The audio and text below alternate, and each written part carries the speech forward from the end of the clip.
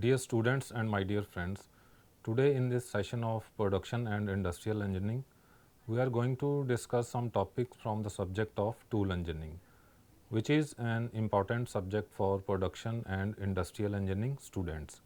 So, the various topics we are going to discuss today are related to the types of jigs. So, I hope all of you will understand and enjoy this discussion. So, let us start with the first topic. So, if we talk about the rationale of this subject, that is why this subject is important for production and industrial engineering students, then we can say that diploma holders studying this course are required to supervise and work in tool room, tool design section and production shop in the industry. So, they are supposed to have knowledge about cutting tools, jigs and fixtures. So, different types of jigs, principles of locations, press tools and modules for plastic processing. So, this subject aims at development of skills in design and drawing of various types of jigs, fixtures and press tools, dies for plastic processing. So, jigs and fixture. So, first of all, you can discuss what is jig. So, jig may be defined as a device which holds the workpiece and guide the tool, whereas fixture may be defined as a device which only holds the workpiece. So, jigs and fixture are devices used to facilitate production work, making interchangeable pieces of work possible at saving in cost of production. So, both terms are frequently used incorrectly in shops. A jig is a guiding device and a fixture is a holding device. Jigs and fixtures are used to locate and hold the work that is to be machined. So, these devices are provided with attachments for guiding, setting and supporting the tools in such a manner that all the work pieces produced in a given jig or fixture will be exactly alike.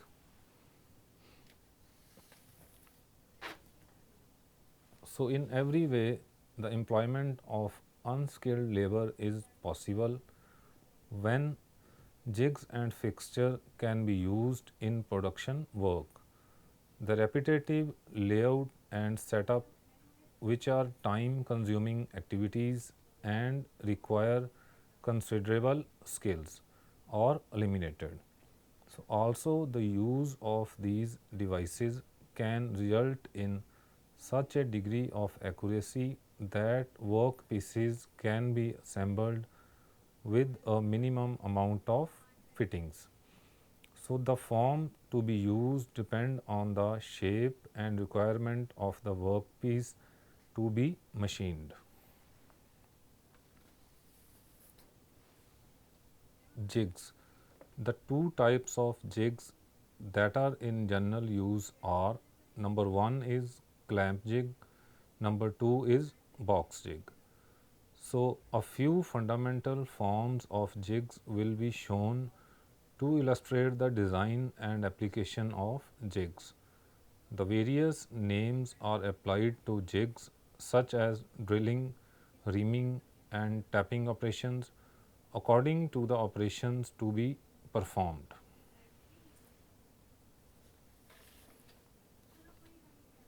Second is clamp jig.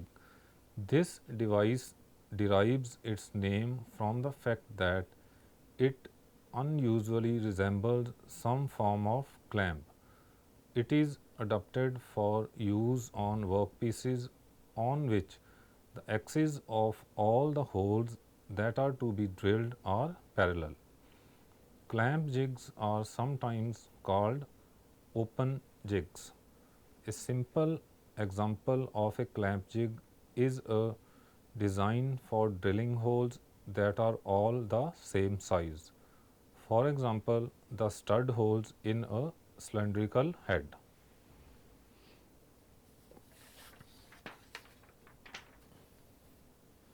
So here in this figure we can see a plain ring type clamp jig without bushings.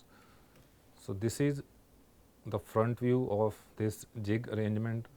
This black shape is the jig and this section part is the cylindrical head where drilling operation is to be performed. Here is the top view of this jig arrangement. These are all the hook bolts provided for clamp. This is the top view of the jig and these are the holes, jig holes to be drilled during this operation. So as shown in this figure, the jigs consist of a ring with 4 lugs for clamping and is frequently called a ring jig. So it is attached to the cylindrical head and held by U-bolt clamps.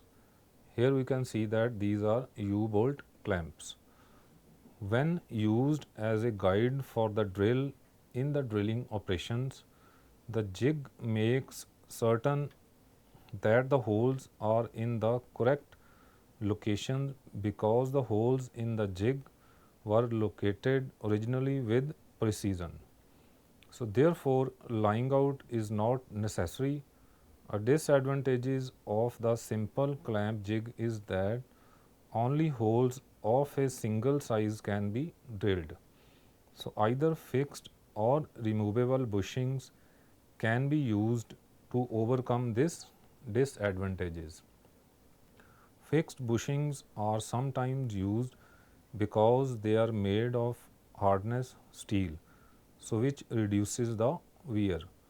Removable bushings are used when drills of different sizes are to be used or when the drill holes are to be furnished by reaming or tapping operations.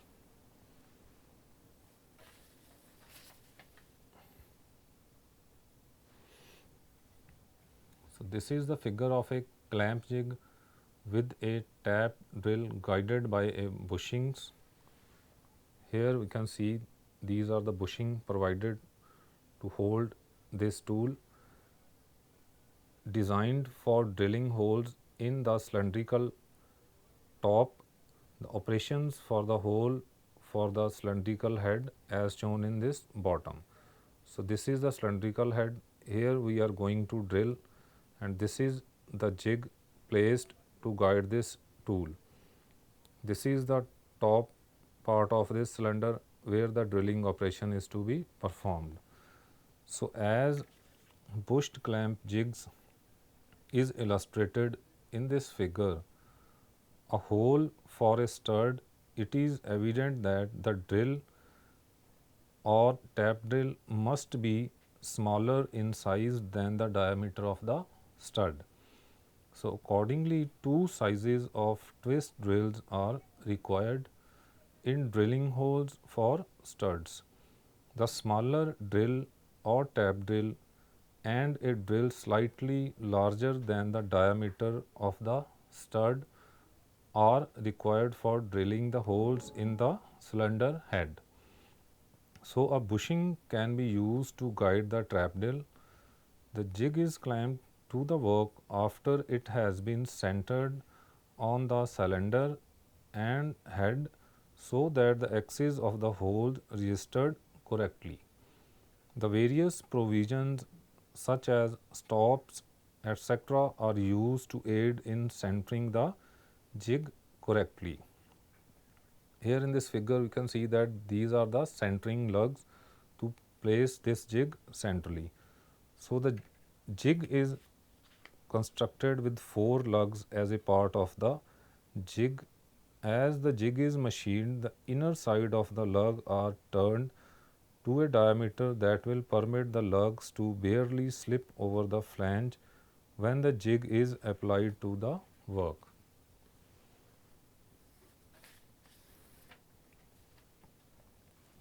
Here in this figure, the use of reversible clamp jig for the tap drill operation as we can see in the top diagram, and the reversing the jig to be drill the hole for the stud in the cylindrical head, as we can see in the bottom diagram. So here we can see that this is the tap drill, these are the removable bushing, these are the fixed bushing, and this is the cylindrical head where this drilling operation is to be required. So in this bottom diagram, this is the cylindrical head, this is the block placed inside, this is the jig, reversible jig, this is the top drill tool. So a reversible clamp jig, as we can see in this figure, the distinguishing features of this type of jig is the method of centering the jig on the cylinder and head. The opposition of the jigs for drilling the cylinder is shown at the top in this figure. An annular projection on the jig fits closely into the counterbore of the cylinder to locate the jig concentrically with the cylinder bore. The jig is reversed for drilling the cylinder head, that is, the opposite side is placed so that the counterbore or circular recessed part of the jig fits over the annular projection of the cylinder head at the bottom of the jig. This type of jig is often held the position by inserting an accurately fitted pin through the jig and into the first hole drilled. The pin prevents the jig from turning its respect to the cylinder as other holes are to be drilled.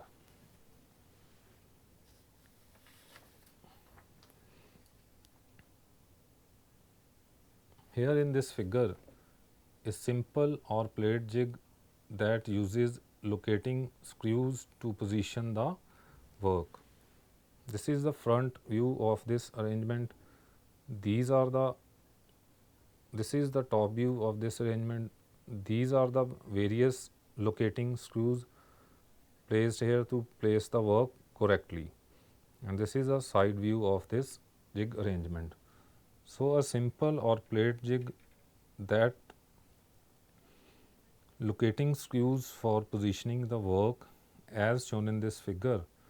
The locating screws are placed in such a way that the clamping points are opposite the bearing points on the work. The two set screws are used on the long side of the work, but this instant, because the work is relatively short and stiff, a single lug and set screw as shown in B in this figure is sufficient.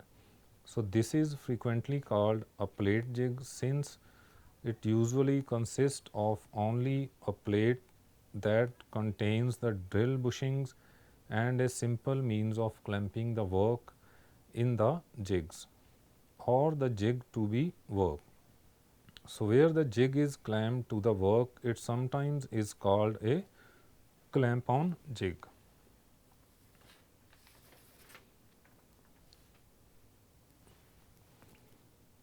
Here is the diagram of a diameter jig. This is the main body of this jig. This is the screw placed to tighten this jig. This is the workpiece in circular portion. This is the position where the drilling operation is to be done with this jigs. So diameter jig provides a simple means of locating a drilled hole exactly on a diameter of a cylindrical or spherical piece as shown in this figure.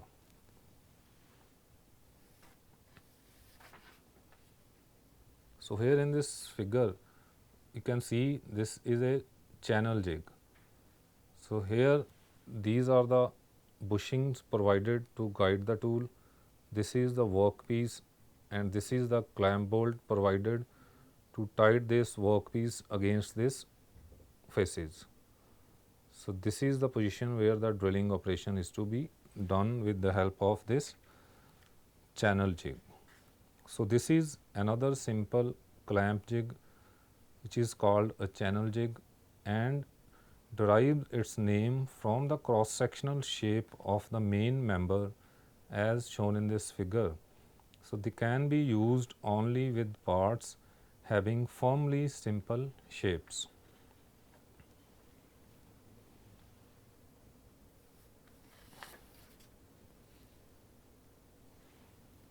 In this figure we can see that this is using a box jig for drilling holes in an engine link. So here in this figure we can see this is the workpiece engine link where the various drilling operations are to be performed. These are the clamping bolt provided to tight this work against this jig. This is the stopper. These are the various guiding bushings provided where the drilling operation is to be performed. This is the side view of this arrangement. Various clamping bolts and work is shown in this side. So box jig sometimes is called closed jig as shown in this figure usually resemble a box like structure. So they can be used where holes are to be drilled in the work at various angles. So as shown in this design of box jig that is suitable for drilling the required holes in an engine link. The jig is built in the form of a partly open slot in which the link is moved up against a stop and then clamped with the clamp bolt A, B and C. The bushings D and E guided the drill for the drilling eccentric rod connections. So the bushing F guided the drill for the reach rod connections. The final hole, the hole for lubrication at the top of the link is drilled by turning the jig at 90°. So placing the drill in the bushing G. This type of jig is relatively expensive to make by machinings, but the cost can be reduced by welding constructions using plate metals. In production work, the pieces can be set and released quickly.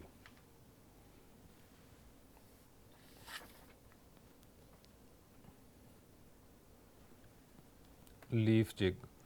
Here we can see in this diagram these are the various drill bushings provided where the drilling operation is to be done. This is the workpiece and these are the various clamps located. This is also the clamp. Here the pin provided as this jig works as leaf this way. So as it works like a leaf, so the name of this jig is leaf jig, and a box jig with a hinged cover or leaf that may be opened to permit the work to the stud and then closed to clamp the work into position is usually called a leaf jig. So drill bushings are usually located in the leaf. However, bushings may be located in other surfaces to permit the jig to be used for drilling holes on more than one side of the work. Such a jig which requires turning to permit work on more than one side is known as a rollover jig.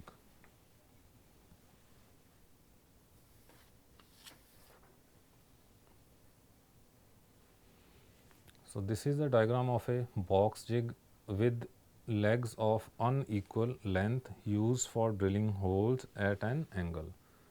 So this is the workpiece where the drilling operation is to be required at some angle. This is the drill angle. This is the main part of this jig with these unequal legs. These are at an angle to provide this hole at an angle. So a box jig for annular drilling as shown in this figure is easily designed by providing the jig with legs of unequal lengths, thus tilting the jig to the desired angle. This type of jig is used where one or more holes are required to be drilled at an angle with the axis of the work. So, as can be seen in this figure, the holes can be drilled in the work with the twist drill in a vertical position.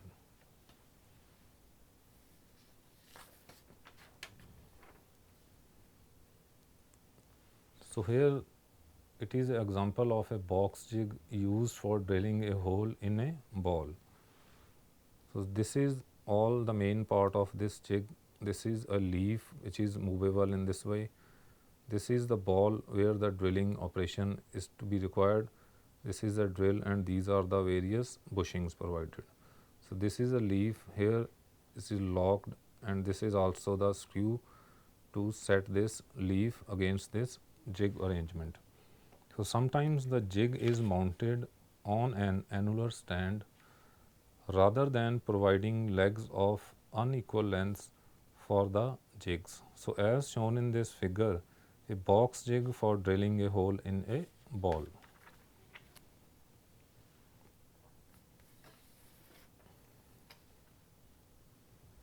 So, here in this figure, using the work as a jig in A, the same drill used for the bolt holes used to cut a conical spot in the base. So, this forms a starting point for the smaller tap drill as shown in B figure. Similarly, in C, the cap and the bearing are clamped together and drilled by means of a tap drill, after which the tap drill is removed and a counterbore is used to enlarge the holes for the bolts as shown in figure D. So, in some instances, the work can be used as a jig as shown in this figure. In the illustration, a bearing and a cap are used to show how the work can be arranged and used as a jig. So, after the cap has been planed and fitted, the bolt holes in the cap are laid out and drilled. The cap is clamped in position and the same twist drill used for the bolt holes is used to cut a conical spot in the base. So, this spotting operation provides a starting point for the smaller tap drill as A and B in this figure.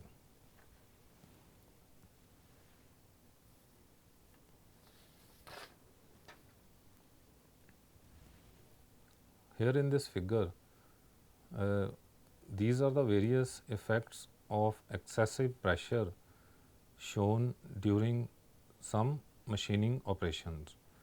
So, this is the diagram clamped before machining. This is the work where the machining operation is to be done. This is the jig provided to hold this work. So, after machining, still clamped. So, this is the clamped position of this workpiece, but after the machining. So, this is the final workpiece after the machining unclamped. So, the both parts can be clamped together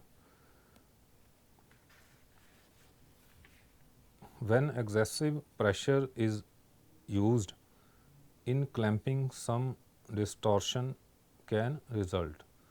So, if the distortion is measurable, the result is inaccuracy in final dimensions. So, this is illustrated in an aggregated way in this figure. So, this clamping force should be applied in such a way that will not produce objectionable distortions.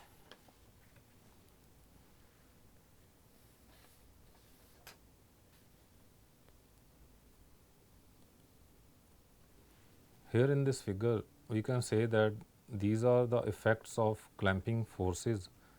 In this first figure, this is the position of the jig, this is the workpiece, these are the forces applied during machining. So this is the poor arrangement in this case.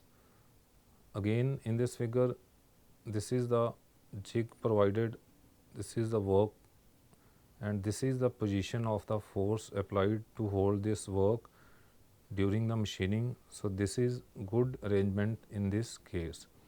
So it is also important to design the clamping force in such a way that the work will remain in the desired position while machining as shown in this figure.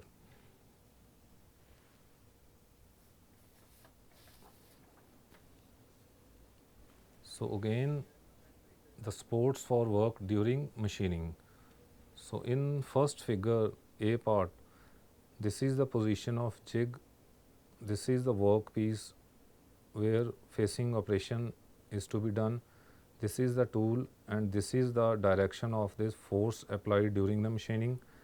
This is also the force applied to fit this work against this jig. So this is the good arrangement in this case, where the reverse position, this is the poor arrangement in this case. Similarly, this is the position of the jig and this is the workpiece. Here the cutting force is applied in that direction. So this is again the good arrangement in this case, and this is the poor arrangement in this case, as these lengths are very small as compared to these lengths. Again, in this case, these two supports are placed at a desirable length, whereas these two supports are placed too much distance. So this is again a good arrangement in this case, and this is a poor arrangement in this case. So in as shown in this figure, the need for the jigs to provide adequate support while the work is being machined. So in the example, as shown in this figure, the cutting forces should always act against a fixed position and not against a movable section. So figure 13 illustrates the need to keep the points of clamping as nearly as possible in line with the cutting forces of the tool. So this will reduce the tendency of these forces to pull the work from the clamping jaws.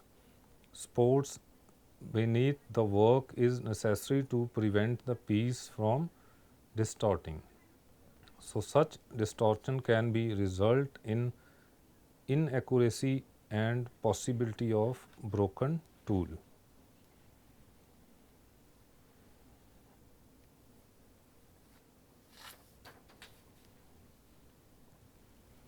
So here in this figure, provision for chip clearance. So we can see in the first figure, there is too much clearance permits tool drift. Here this is the correct arrangement as the distance between the two is justified. Here in this arrangement, these are filled with chips, as there is no provision to clear the chips against this work and this jig arrangement. So you can say that adequate provision must be made for chip clearance as illustrated in this figure.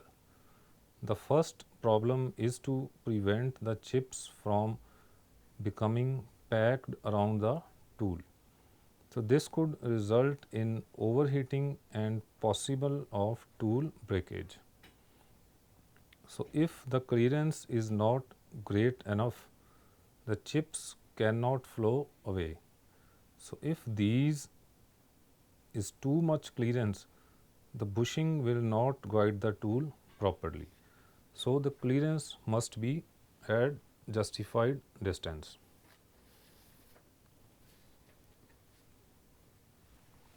Here in this figure, provision for chip clearance. In the first figure, this is the jig and this is the workpiece. Here these are the chips placed inside this work. So this is poor arrangement in this case. Here a proper place is